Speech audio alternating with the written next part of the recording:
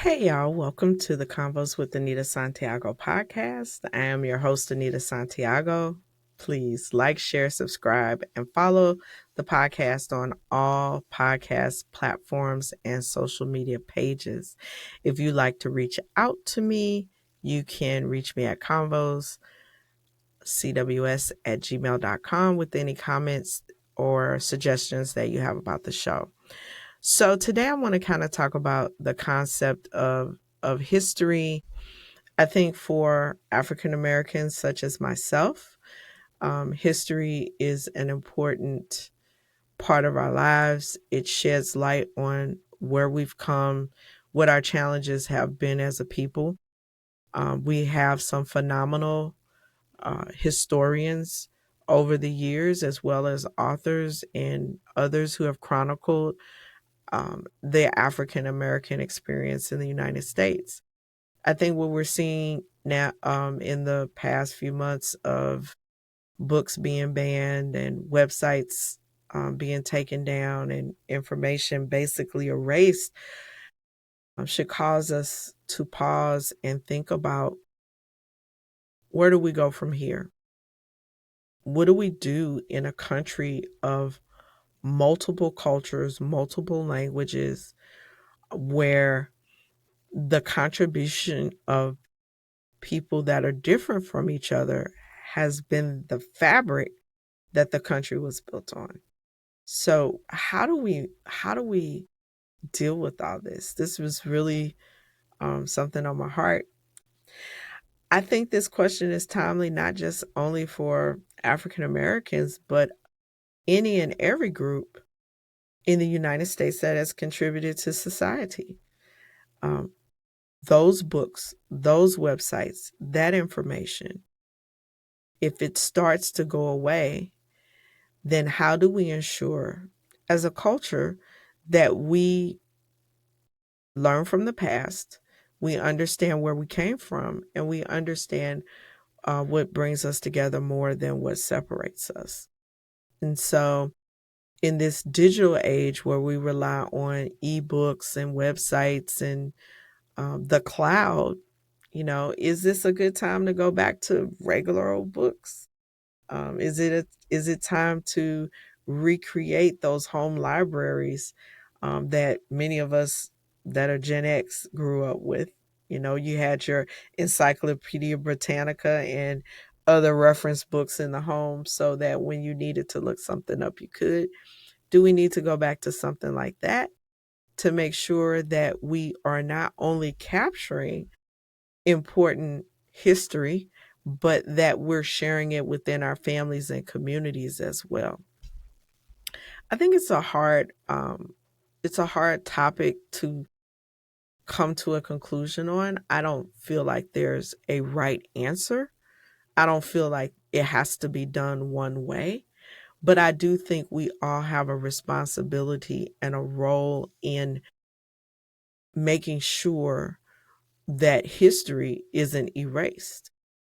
We know that through time, we've had to fight to get women's contributions recognized, and all the ways that women have contributed to American society.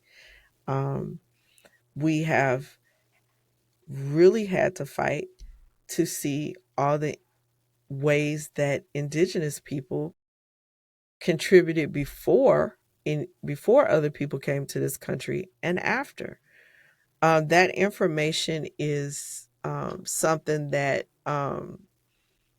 it's been difficult to capture and get out there so that it's known. One example of that is the coders, the indigenous coders that helped in World War II. So they used their native language, and those communications um, back and forth during the war were secured because of their abilities. That was something I didn't learn to maybe a couple of years ago. It wasn't something that was taught when I was in school, and I just came across a website article that happen to be talking about that topic. There has been difficulty and, fights, um, highlighting other groups, any group you want to name: Asian, Irish, Chinese, um, Jamaican, Haitian, um, any other African country, Egyptian, um, um, people from South America coming up to America at different times. There's been so many ways that groups and cultures have contributed to the fabric of what we now know as the United States. I have a couple of, I don't know, thoughts about how we can make sure that we keep history alive. I feel like we're at a very important fight right now, and part of that fight is to keep history alive.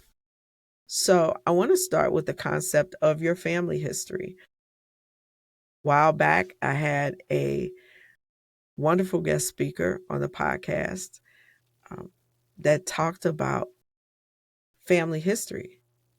I think we had David Bingo on the podcast, and um, in those episodes, we talked about not only how your family history is history, but there were also some great ideas and suggestions on how to capture that and disseminate that information through your family to keep that history alive. So I think step one is recognizing and capturing your family history, recording it, sharing it throughout your family. So there's a record of all the different amazing things that have happened in your family. Way back in the day, they used to have family Bibles that chronicled everyone's birth date and the day that they passed away. And that Bible was passed through the family so that there was a record of all this important information. So, understanding your family history, whether your family came um, um, way back or whether your family came recently. How did your family get here? What were the challenges? What did you overcome? Where did you end up? There's so much richness in exploring family history. And I think that should always be the foundation of where we start with understanding and understanding our history and keeping it alive. The second part, I would say, is your cultural history. No matter what culture you belong to, there's a history. Check into it. What are some of the most popular books about your culture's history? What do you know about your culture's history? How many interesting things do you know? I remember when Hidden Figures came out, when the movie came out, I had no idea these women existed. I had never heard of them before. And I thought that was really cool that you had all of these amazing African American women who were scientists that contributed to the space program.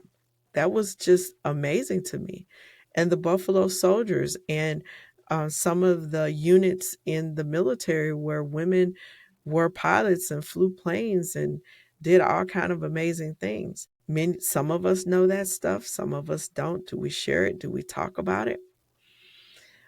If no matter, like I said, no matter what your culture is, there's a history there. There are some major things that you should know, and learning about that history and sharing it and keeping it alive is very, very important. I think another way to keep history alive is once you have done a good job of understanding your family history, and once you've done a good job of understanding your cultural history, look into other cultures. Understand um, that the United States is an intersection of many, many, many cultures. There is so much to learn. You could probably study something every day and not learn everything that there is to know about every culture in this country. there are some really unique experiences.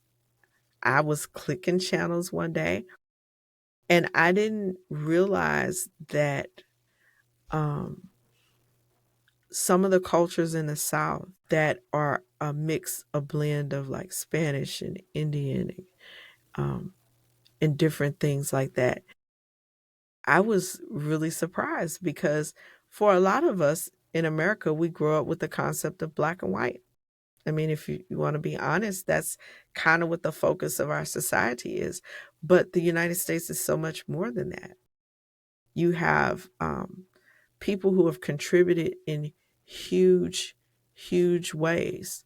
Um, you have um, figures from other cultures that were instrumental in the labor movement. You have um, people in other cultures that have contributed to the arts and to all types of accomplishments. I mean, there's just no uh, limit to what you can find out about other cultures right here in the United States. I'm saying before you go looking at other countries, the cultures that are right here, there are so many of them. You know what I should have done? I should have asked AI how many cultures are in the United States. It's got to be hundreds and hundreds of different cultures. But learning about other cultures and what they've experienced and what some of their significant accomplishments in history have been can not only make you be more appreciative and understanding, but it also helps to foster a sense of connection by understanding cultures that are outside of your own. You may have a better understanding of how certain things came to be in the United States. I know one of the most incredible experiences of my life was the first time I went to New York City. Um, I was really excited and curious. So I'm on this, you know, going around the city, and signs are in 8 languages. People identify, and they're mixed with all kind of different things. So coming from a place in the Midwest where it's not as diverse to a place like New York where people are speaking multiple languages. The food, even the food, was multicultural in my sense. I went to this was the first trip I ever took. I went to a African American Puerto Rican fusion restaurant. It was the most incredible thing. Food and taste and flavors. And one of the things I got out of that trip was that my understanding of what the United States is was very small and very restricted. And so that trip to New York started a trend where I went every year because I just thought it was an amazing place to experience cultures outside of myself. I talked to Italian people and Indian people. I had my first Jamaican food in New York, and it was amazing. And that woman in the restaurant was in Harlem, I believe. She sat down and we talked about culture, and I just learned a lot of things, and it was um, really enlightening and informative. And it showed me that I had a lot to learn.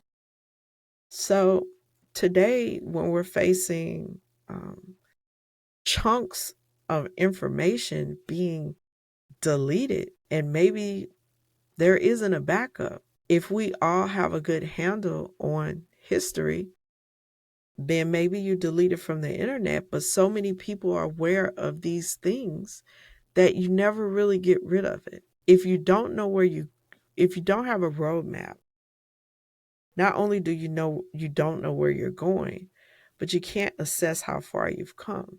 And I think history does that for us too. I think history shows us how far we've evolved and come in certain areas, and also areas that we haven't done so well in. And so having those experiences of reading or watching movies or poems or however you consume information, making sure that you're well versed in your history and other people's histories, and then encouraging that throughout the people you interact with or your families or your communities. We should be diligent about that, especially in the United States where we've had so much upheaval related to culture. We should be very diligent about ensuring that we don't allow history to be erased. Now, when I say that, you can argue with people and say, hey, don't take the books out of the library or don't delete the stuff off of the website. When the reality is, we don't know if people will or will not do that.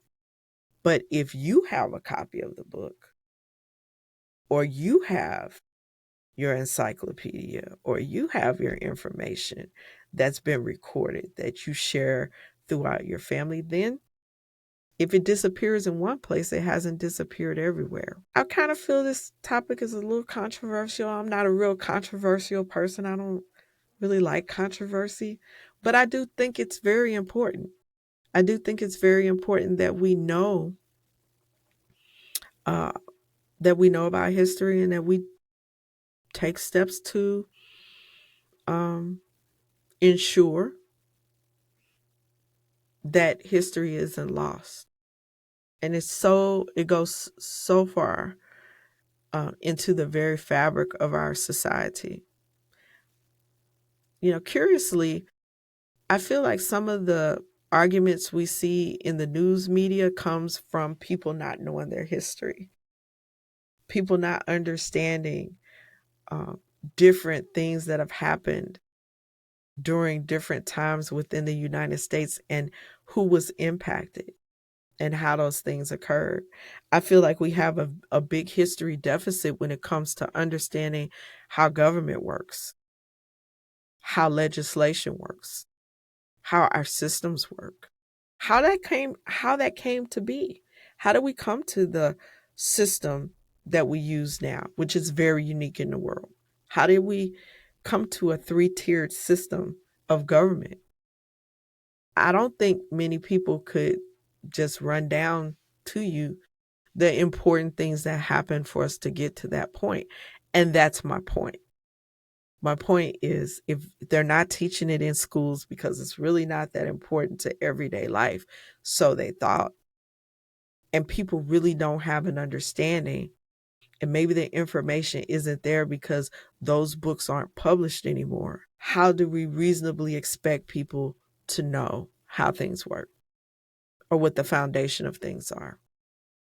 So, call to action: start working on your family history, start recording it, start gathering up some history about your culture, and go out and learn about other cultures. And let's do a good job of protecting history and making sure that we share history so that it's not lost. Thanks for letting me share with you guys what I think about this whole topic of history being erased, and presenting to you some ideas on how we should work to keep history alive. Appreciate you stopping by the Convos with Anita Santiago podcast. Please like, share, subscribe, follow on all major platforms and social media pages. And as always, you can always email me at convoscws@gmail.com with any thoughts or suggestions that you have about the show. Thanks so much for stopping by and happy listening.